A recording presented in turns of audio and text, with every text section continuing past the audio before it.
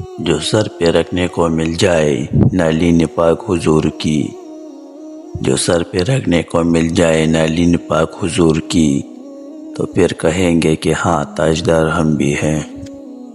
بسم اللہ الرحمن الرحیم۔ السلام علیکم ورحمۃ اللہ وبرکاتہ۔ ناظرین، آپ دیکھ رہے ہیں شاکر بیسٹ نالج۔ ناظرین، آج ہم حضرت محمد صلی اللہ علیہ وآلہ وسلم کے طائف کا سفر کا قصہ بیان کریں گے۔ ناظرین، نبوت مل جانے کے 9 برس تک نبی اکرم صلی اللہ علیہ وآلہ وسلم مکہ مکرمہ میں تبلیغ فرماتے رہے اور قوم کی ہدایت اور اصلاح کی کوشش فرماتے رہے، لیکن تھوڑی سی جماعت کے سوا جو مسلمان ہو گئی تھی اور تھوڑے سے ایسے لوگ اس کے علاوہ باوجود مسلمان نہ ہونے کی آپ کی مدد کرتے۔ اکثر کفار مکہ آپ صلی اللہ علیہ وآلہ وسلم کو اور آپ کے صحابہ کو ہر طرح تکلیف پہنچاتے، مذاق اڑاتے اور جو ہو سکتا تھا اس سے درگزر نہ کرتے تھے۔ حضور صلی اللہ علیہ وآلہ وسلم کے چاچا ابو طالب بھی انہی نیک دل لوگوں میں تھے جو باوجود مسلمان نہ ہونے کی حضور صلی اللہ علیہ وآلہ وسلم کی ہر قسم کی مدد فرماتے تھے۔ 10ویں سال میں جب ابو طالب کا بھی انتقال ہو گیا تو کافروں کو اور بھی ہر طرح کلے مہار اسلام سے روکنے اور مسلمانوں کو تکلیف پہنچانے کا موقع ملا۔ حضور اقدس صلی اللہ علیہ وآلہ وسلم اس خیال سے طائف تشریف لے گئے کہ وہاں قبیلہ ثقیف کی بڑی جماعت ہے، اگر وہ قبیلہ مسلمان ہو جائے تو مسلمانوں کو ان تکلیفوں سے نجات ملے اور دین کی پلٹنے کی بنیاد پڑ جائے۔ وہاں پہنچ کر قبیلہ کے 3 سرداروں سے جو بڑے درجے کے سمجھے جاتے تھے اور اللہ کی دین کی طرف بلایا اور اللہ کے رسول کی یعنی اپنی مدد کی طرف متوجہ کیا، مگر ان لوگوں نے بجائے اس کے کہ دین کی بات کو قبول کرتے یا کم سے کم عرب کی مشہور مہمان نوازی کے لحاظ سے ایک ندار و مہمان کی خاطر متعارف کرتے، صاف جواب دیا اور نہایت بے رخی اور بد اخلاقی سے پیش آئے۔ ان لوگوں نے یہ بھی گوارا نہ کیا کہ آپ صلی اللہ علیہ وآلہ وسلم یہاں قیام فرما لے۔ جن لوگوں کو سردار سمجھ کر بات کی تھی کہ وہ شریف ہوں گے اور مہذب گفتگو کریں گے، ان میں سے ایک شخص بولا کہ اوہو، آپ ہی کو اللہ نے نبی بنا کر بھیجا ہے۔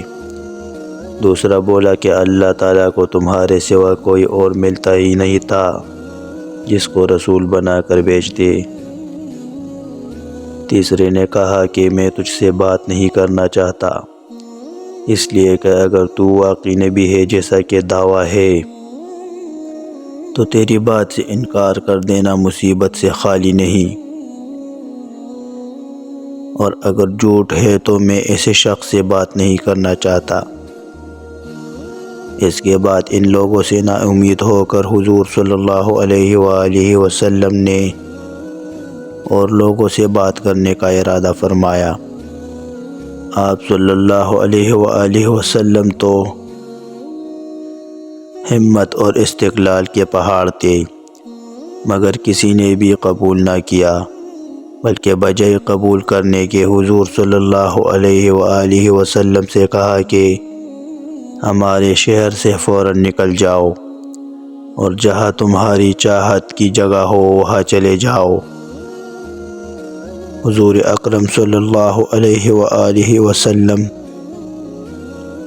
جب ان سے بالکل مایوس ہو کر واپس ہونے لگے تو ان لوگوں نے شہر کے لڑکوں کو پیچھے لگا دیا۔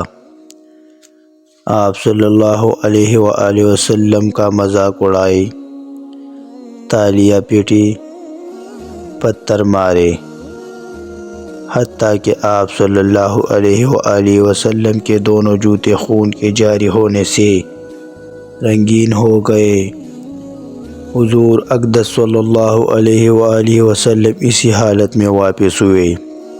جب راستہ میں ایک جگہ ان شریروں سے اطمینان ہوا تو حضور صلی اللہ علیہ وآلہ وسلم نے اللہ سے دعا مانگی کہ یا اللہ، تجھ سے شکایت کرتا ہوں میں اپنی کمزوری اور بے بسی کی اور لوگوں میں ذلت اور رسوائی کی۔ اے ارحم الراحمین، تو ہی ضعیفوں کا رب ہے اور تو ہی میرا پروردگار ہے۔ تو مجھے کسی کے حوالے کرتا ہے، کسی اجنبی بیگانے کے جو مجھے دیکھ کر ترس شروع ہوتا ہے اور منہ چڑھاتا ہے، یا کسی دشمن کے جس کو تو نے مجھ پر قابو دے دیا۔ اے اللہ، اگر تو مجھ سے ناراض نہیں ہے تو مجھے کسی کی بھی پرواہ نہیں، تیری حفاظت مجھے کافی ہے۔ میں تیرے چہرے کا اس نور کے طفیل جس سے تمام اندھیریاں روشن ہو اور جس سے دنیا اور آخرت کے سارے کام درست ہو جاتے ہیں، اس بات سے پناہ مانگتا ہوں کہ مجھ پر تیرا غصہ ہو یا تو مجھ سے ناراض ہو۔ تیری ناراضگی کا اس وقت تک دور کرنا ضروری ہے جب تک تو راضی نہ ہو جائے۔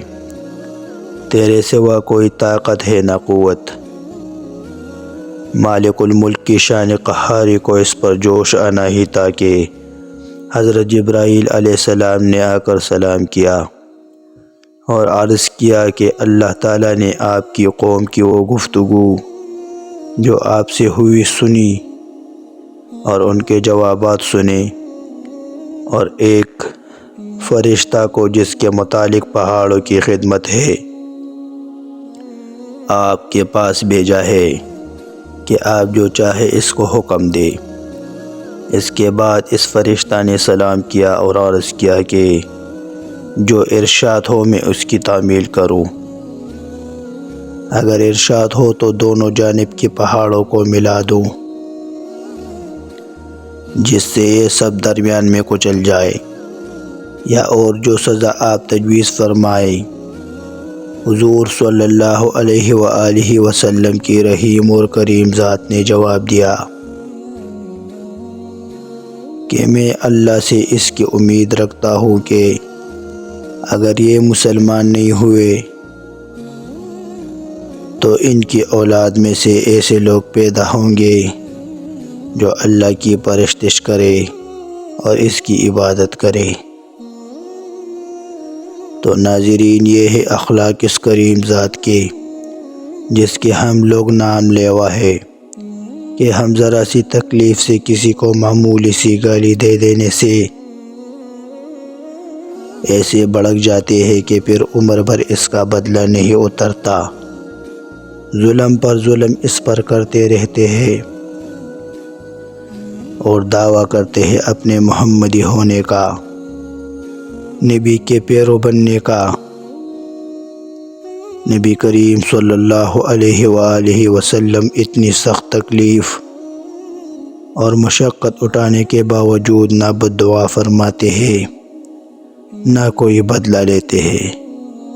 ناظرین، اگر ویڈیو اچھی لگی ہو تو چینل کو سبسکرائب کرنا نہ بھولیے تاکہ اسی طرح خوبصورت واقعات آپ لوگوں کے ساتھ شیئر کرتا رہوں۔